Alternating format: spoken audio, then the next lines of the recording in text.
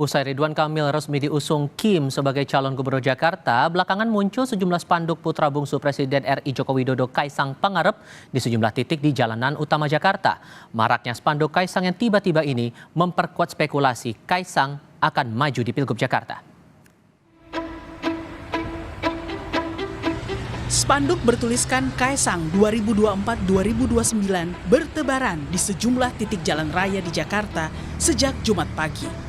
Pada spanduk yang berukuran sekitar 2 meter itu, terdapat foto sang putra bungsu Presiden Jokowi berpakaian beskap Jawa lengkap dengan belangkon. Menanggapi beredarnya spanduk Kaisang di Jakarta, kakak Kaisang yang juga wakil presiden terpilih Gibran Rakabuming Raka bilang sang adik lagi bersemangat. Ia pun menyerahkan penilaian kepada warga. Berarti anak ini Kaisang lagi semangat-semangatnya ini ya. Doakan yang terbaik aja. Mas Gibran menyemangati nggak? Ya, kita doakan yang terbaik. Dan sekali lagi kita kembalikan lagi penilaiannya ke warga ya. Di sisi lain, politisi PDI Perjuangan Chiko Hakim mengkritisi hasil survei Kaisang yang hanya memiliki elektabilitas 1% di Jakarta. Menurut Chiko, hasil survei itu bukti warga Jakarta sudah lebih kritis dan terdidik untuk melihat fakta kemampuan politik Kaisang.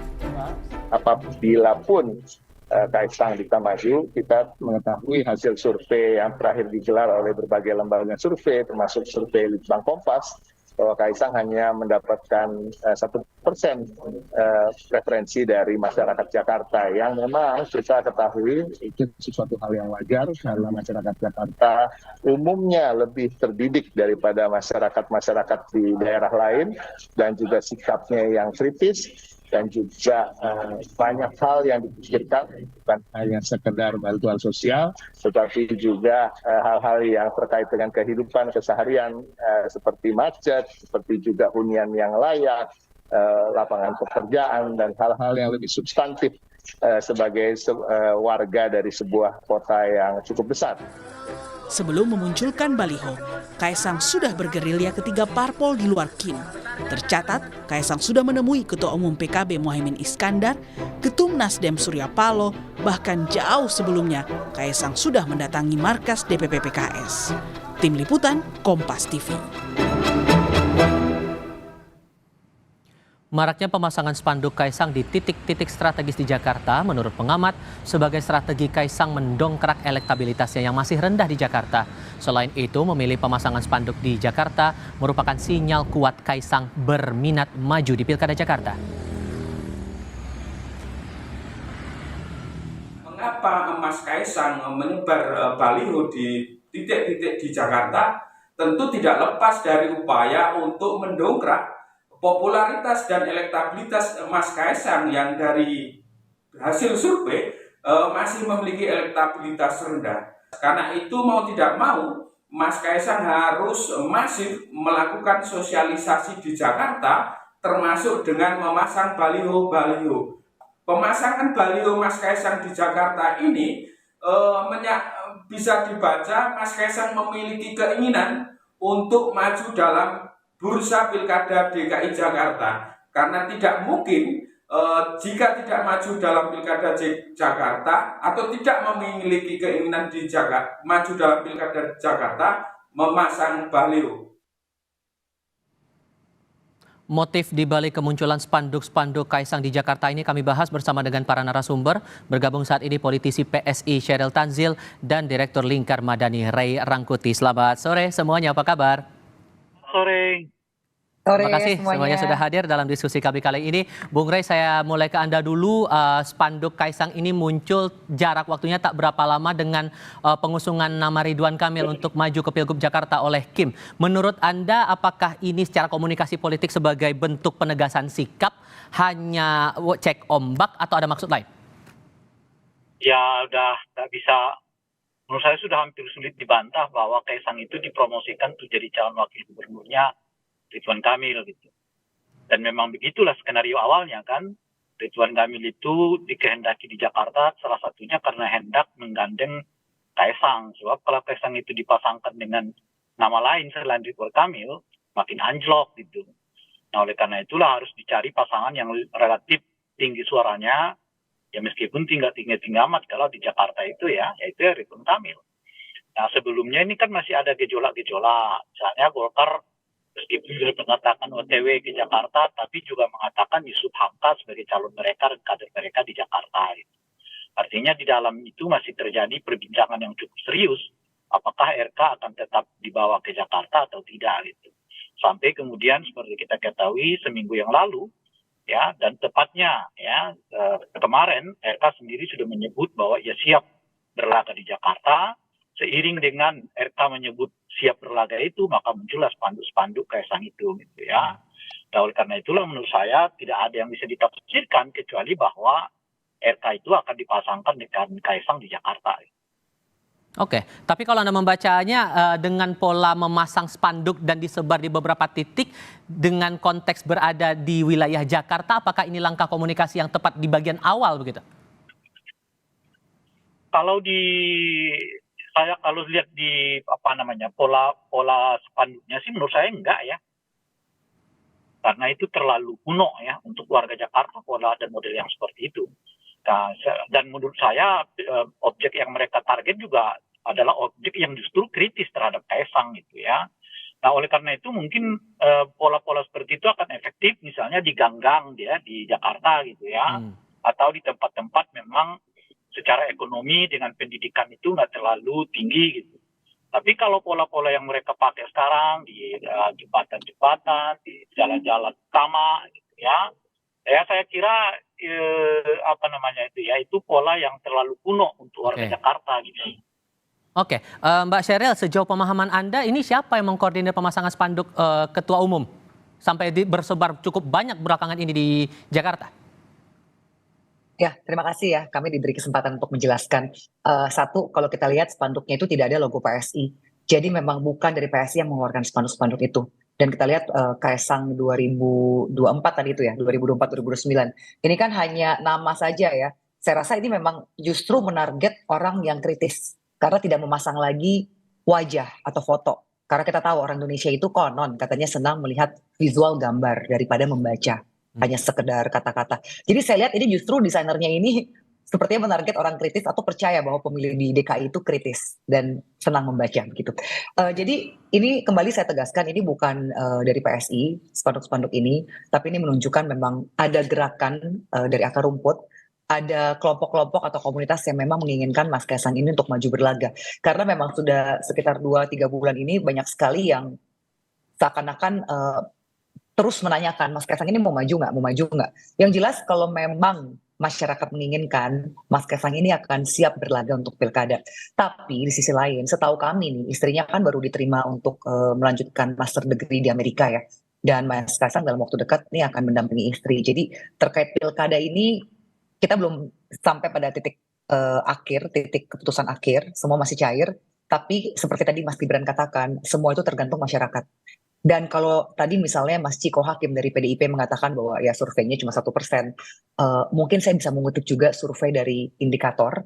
Beberapa waktu yang lalu saya diundang sebagai penanggap di survei Indikator yang dikeluarkan ya. Itu popularitas Mas Kaisang di DKI itu sudah mencapai 90,6% dengan tingkat kedisukaan 51,6% disukai.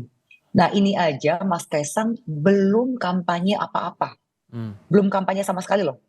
Apalagi kalau Mas Kaisang betul-betul sudah memutuskan akan maju pilkada di daerah mana. Saya rasa surveinya bisa melejit. Ini potensinya besar sekali menurut saya. Dan di sisi lain, kita apresiasi lah ya, ada gerakan-gerakan yang langsung menindaklanjuti aspirasi mereka dengan memasang baliho di berbagai tempat. Itu kami apresiasi dari PSI, meskipun kita nggak tahu siapa yang melakukannya. Tapi jelas ini menunjukkan bahwa memang ada gerakan yang menginginkan angin segar, darah muda, untuk menjadi pemimpin di DKI misalnya ya, karena kan tadi katanya spanduknya di DKI ya. Begitu sih kalau dari saya. Tapi kalau melihat dari sikap yang muncul di permukaan seperti itu ditambah dengan data elektabilitas dan popularitas yang berkembang sekarang, Mbak Sheryl, ini posisi sikap PSI ini apakah akan tetap menyodorkan nama Kaisang untuk maju di Jakarta atau Jawa Tengah atau gimana posisinya sebetulnya? Yang jelas begini, kami punya kekuatan saat ini di 2 lokasi, yaitu DKI dan Jawa Tengah. Di Jawa Tengah karena surveinya begitu tinggi, padahal lagi-lagi Mas Kaisang belum pernah kampanye real di Jawa Tengah. Yang kedua, untuk DKI jangan lupa kita itu punya 8 kursi di DPRD. 8 kursi itu saya rasa masuk top 5 partai yang ada duduk di DPRD DKI.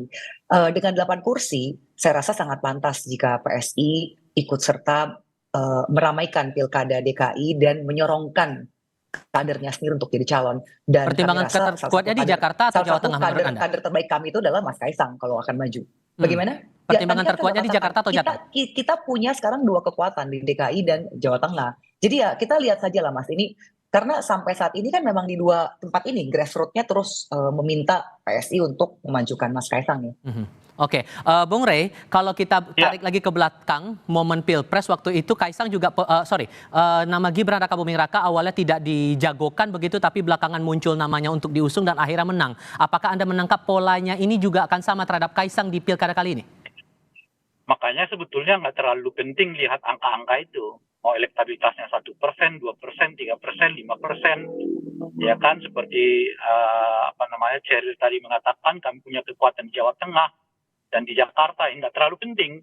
Yang penting itu Gibran dan Pak Jokowi mau. Kalau Gibran dan Kaisang dan Pak Jokowi mau, ya seperti kasus Gibran selesai semua gitu loh Pak. Karena ini kan semua di luar ilmu pengetahuan ini, di luar teori ini gitu loh Pak. Karena ada orang partai politik berbondong-bondong mendukung calon yang elektabilitasnya paling tinggi 15%. Melawan calon yang elektabilitasnya 40-30%. Itu nggak masuk teori itu. Nah, tapi kalau Pak Jokowinya mau, Gibrannya mau, Kaisangnya mau, semua bisa terjadi. Usia bisa diubah, persyaratan penetapan usia juga bisa diubah. Jadi nggak relevan berbicara soal angka-angka ya dan seterusnya itu relevannya itu berbicara apa Kaisang mau, Pak Jokowi mau nggak. Kalau Kaisang dan Pak Jokowi mau, ya selesai jadi. Oke. Nggak kebayang sama kita itu kan partai sebesar Golkar menggeser RK dari Jawa Barat ke Jakarta gitu. Oke, Mbak Sheryl meresponnya gimana tuh? Ada efek Jokowi yang kayaknya akan berperan di sini. Gimana menurut Anda? Siapa efek?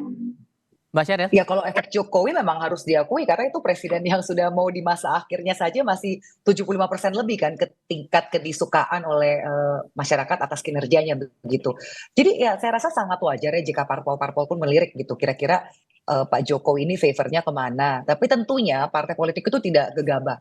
Mereka tidak mungkin mau mengusung orang yang mereka tahu tidak bisa menjadi pemimpin yang baik, tidak bisa membawa sesuatu yang baik untuk masyarakat, dan tidak bisa menang.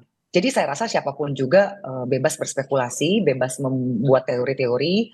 Tapi yang jelas, partai politik ini kan isinya bukan anak kecil ya. Semuanya pasti berhitung bahwa kira-kira orang ini layak tidak diusung. Karena siapapun yang mau maju, tapi kalau akhirnya dianggap mungkin terlalu sombong atau tidak bisa bekerja sama, akhirnya mungkin parpol juga akan memilih orang yang bisa diajak komunikasi. Karena pada akhirnya, pada saat seorang pemimpin berhasil duduk di kancah eksekutif ya, dia harus bisa berkomunikasi dengan parpol, yaitu dalam hal ini DPRD kan. Jadi saya rasa sosok itulah yang dilihat bagaimana kepemimpinan yang akan dibawakan, visi misinya, dan kira-kira pola komunikasinya bagaimana begitu. Oke, gimana membacanya Bung Rey? Karena ada hitung-hitungan dari partai politik sendiri. Ya, itu tadi saya sebutkan kan, kalau hitung-hitungannya nggak masuk. Tapi apakah mungkin terjadi? Mungkin. Apakah mungkin menang? Ada caranya menang. Kalau soal itu sih. Caranya menang apa ya? Borong semua partainya. Sehingga ya tinggal satu pasangan calon. Mungkin nanti dilawankan dengan pasangan independen. Nah kalau semua partai diborong, atau tinggalkan satu partai yang nggak mungkin bisa mencalonkan lagi calon yang lain, ya sudah. Itu artinya bisa menang. Karena dalam studi kita, 98,2% ya calon tunggal itu pasti menang ya, dan tingkat kemenangannya 60%. Nah strateginya pakai itu. Jadi kalau ditanyakan dengan elektabilitas kecil mungkin nggak menang, mungkin ada caranya, ada apa caranya? Borong semua partainya yang ikut gitu loh. Nah tinggalkan satu lah supaya kelihatan ini kan tidak, kita kan nggak ngeborong, masih ada kok satu di partai, yang satu itu kan nggak mungkin lagi nyalonin gitu. Nah sehingga ya tinggal satu, kebetulan ada calon independen yang lain yang mungkin bergabung kan. Nah, saya coba singgung sedikit di sisi lainnya Bung Rey, membaca karakter warga Jakarta dengan strategi kampanye Kaisang yang belakangan ini membagi-bagikan buku tulis dan sekarang juga muncul ada spanduk seperti ini, Anda membacanya gimana? Ya jangan kemana-mana lagi. Ya kan Kaisang udah mengatakan dia udah menyerahkan ke tiket Jawa Tengah ke Pak Ahmad Lutfi, kan pilihannya tinggal satu berarti Jakarta. Dan memang aktivitas Kaisang untuk mempopulerkan dirinya terlihat jauh lebih tinggi di Jakarta gitu dibandingkan misalnya di Jawa Tengah.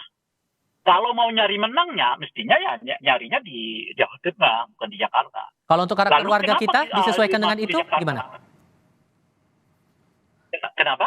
Kalau untuk membaca sesuai dengan karakter Gimana? warga Jakarta, dengan membaca pola komunikasi dari Kaisang membagi-bagikan buku dan demikian.